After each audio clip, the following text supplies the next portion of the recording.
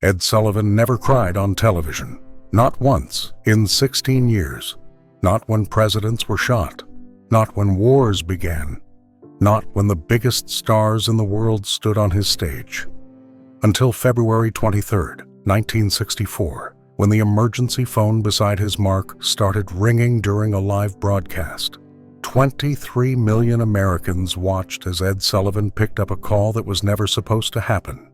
His daughter, Elizabeth, was on the line.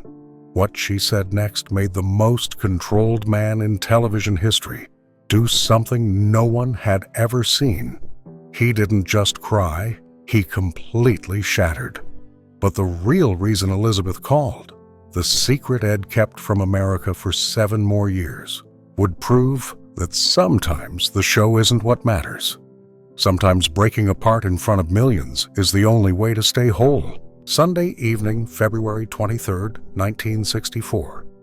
The limestone facade of CBS Studio 50 glowed under the Manhattan streetlights as another capacity crowd filed through its doors. They came dressed in their finest clothes, couples from Long Island, families from New Jersey, all part of the weekly pilgrimage to witness television's most powerful hour. Inside, the studio hummed with the particular energy that only live television could generate. That electric mixture of preparation and possibility where anything could happen, though nothing ever did. Ed Sullivan stood in his dressing room, methodically adjusting his tie for the 3rd time. His wife, Betty, had selected it that morning before flying to Florida, as she'd done every Sunday for 16 years. Navy blue with small silver diamonds. Conservative. Dignified. Perfect. His hands moved with the same precision he brought to everything. The careful choreography of a man who understood that 23 million Americans would notice if his pocket square sat even slightly askew. The lineup that night read like a testament to his power as a curator of American culture. The Supremes, fresh from their second #1 hit, adjusted their matching gold lame gowns in the wings. Diana Ross practiced her choreographed smile while Florence Ballard and Mary Wilson harmonized quietly, their voices barely above a whisper. Alan King paced near the green room, running through his routine about suburban life and modern marriages, each punchline tested and retested in nightclubs from Vegas to the Catskills. The Chinese acrobats from Taiwan stretched in silence, their elaborate costumes catching the harsh backstage lights. In the control booth above the studio floor, director Tim Kiley surveyed his domain through a wall of monitors. 16 years of live television had taught him to read disaster in the smallest details. A cable slightly out of place, a camera operator's momentary distraction, a performer's nervous twitch. Tonight, everything appeared flawless. His assistant held up the rundown sheet, each segment timed to the second. They would hit every mark, every commercial break, every applause cue with military precision. Producer Bob Precht, Ed's son-in-law, made his final rounds. He checked with the sound engineers, confirmed the lighting cues, verified that the emergency protocols were in place. The red phone on the booth's back wall sat silent, as it had for thousands of shows. That line connected directly to the CBS switchboard, existing only for catastrophes, presidential assassinations, natural disasters, events that might require breaking into programming. In 16 years, it had rung exactly twice. The studio audience settled into their seats, their excited chatter gradually fading as the massive television cameras rolled into position. These mechanical giants, each requiring 3 men to operate, would capture every gesture, every expression, every moment for an audience that stretched from Manhattan penthouses to Iowa farmhouses. At exactly 8 o'clock, the familiar fanfare erupted from the orchestra pit. Ed Sullivan emerged from stage left with that distinctive stride. Not quite a walk, more like a man perpetually leaning into a strong wind. His shoulders rolled forward, his arms moved in those choppy gestures that comedians had been imitating for years. But there was power in that awkwardness, an authenticity that made him the most trusted man on Sunday nights. "Good evening, ladies and gentlemen," he began, his voice carrying that slight New York accent he'd never quite polished away. "Tonight, right here on our stage, we have a really big show for you." The phrase had become his signature, delivered with the same emphasis every week, yet somehow it never grew old. The audience applauded warmly, recognizing the ritual, participating in it. The Supremes opened the show with "Baby Love," their synchronized movements precise as clockwork. Ed watched from his position near the curtain, his expression unchanging, that stone face that revealed nothing, but his fingers tapped against his thigh in time with the music, the only sign that inside the monument a man existed who felt rhythm, who understood joy, who knew what moved the American heart. During the first commercial break, Ed strode to his mark at center stage, exchanging brief words with his stage manager. Everything was running exactly on time. In homes across America, families adjusted their TV antennas, mothers brought out dessert to eat during the show, children sprawled on living room carpets, mesmerized by the glowing screen. This was the Sunday night sacrament, as reliable as church that morning.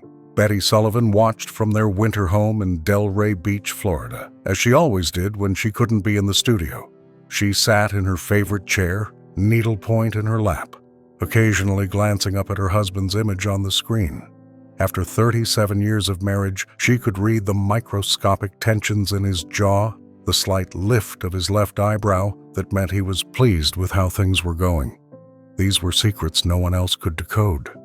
Their daughter Elizabeth should have been watching from her apartment on East 72nd Street.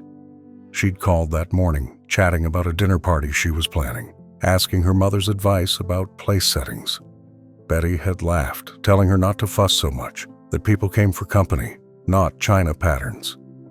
Neither woman mentioned that they'd both been feeling oddly tired lately, that small exhaustions that seemed to linger longer than they should. As the Supremes took their bows and Alan King prepared to take the stage, the red phone in the control booth began to blink.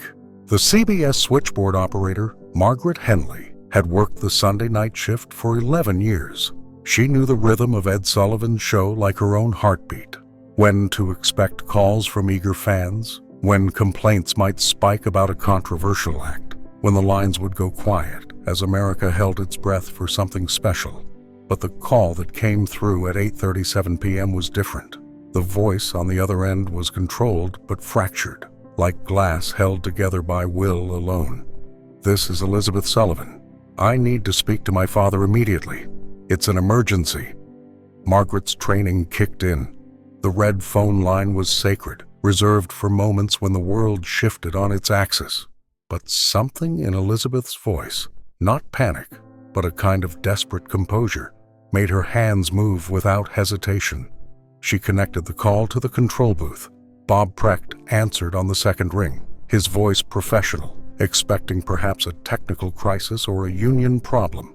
What he heard instead was his sister-in-law struggling to hold herself together. "Bob, it's Betty. She collapsed at dinner. We're at Mount Sinai. They're taking her into emergency surgery right now. Her heart, Bob. It's her heart." Through the booth's glass window, Precht could see Ed at his position, ready to introduce Alan King.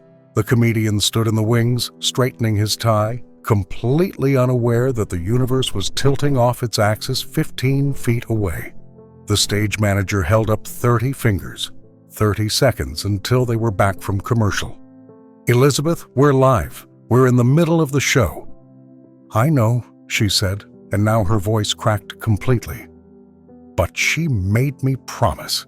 If something happened, she made me promise to call him during the show. She said the show was his other family, that America was his other family, and family should know when." She couldn't finish. Precht made a decision that would haunt him forever. He patched the call through to the phone beside Ed's mark. The stage manager was frantically signaling, 10 seconds to air. The audience had settled back into their seats. The cameras were rolling into position. Everything was exactly where it should be, except for the small blinking light on the phone that never rang. Ed saw it and froze. His eyes found Precht in the booth, a question and a fear passing between them in an instant. The red light on camera 1 glared to life. They were live. 23 million people were watching. Alan King took a half step forward, ready to cover if needed, sensing something shifting in the studio's atmosphere. The orchestra held their instruments silent, waiting. Ed Sullivan picked up the phone. "Daddy?" Elizabeth's voice cut through everything. Through 16 years of professional armor, through the careful distance Ed had maintained between his public and private self, through the very idea that the show was separate from life. The transformation happened in real time, captured by camera 2 as the operator slowly, instinctively pushed in for a close-up. Ed's face, that Mount Rushmore of composure, simply crumbled. The hand holding the receiver began to shake. His eyes, always darting between cameras with practiced precision, went completely still, focused on nothing, seeing everything. "She's in surgery now, Daddy. The doctor said I should call you." "She wanted me to call you." Elizabeth's words came in waves, each one hitting harder. "She was laughing at dinner, talking about your show last week, then she just fell, like someone cut her strings."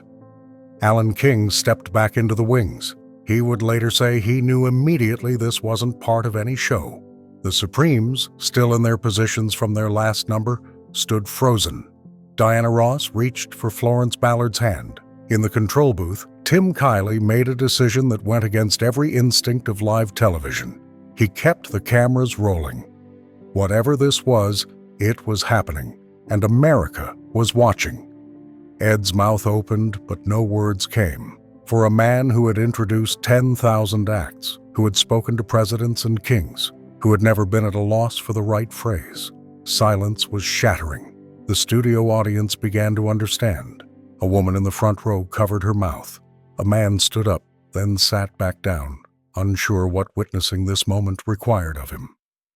"The doctor says it's her heart," Elizabeth continued, her voice steadier now, drawing strength from some reservoir she didn't know she possessed. "They have her in the cardiac unit. She made them wheel in a television, Daddy. She's watching you right now. She said to tell you not to stop the show." That's when Ed Sullivan, the man who had stared down Elvis's hips and Soviet premiers, who had banned performers for political beliefs and championed civil rights when it was dangerous to do so, began to cry. Not the dignified tears of a professional broadcaster delivering tragic news, but the broken sobs of a husband whose entire world was balanced on the edge of a scalpel in a sterile room 3 miles away. He turned to face the audience, still holding the phone, and tried to speak. "Ladies and gentlemen, I need to... That's my daughter. My wife Betty is..." The words shattered like glass in his throat. For the first time in television history, Ed Sullivan had nothing to say. What happened next would be discussed in communications courses and theology seminars for decades.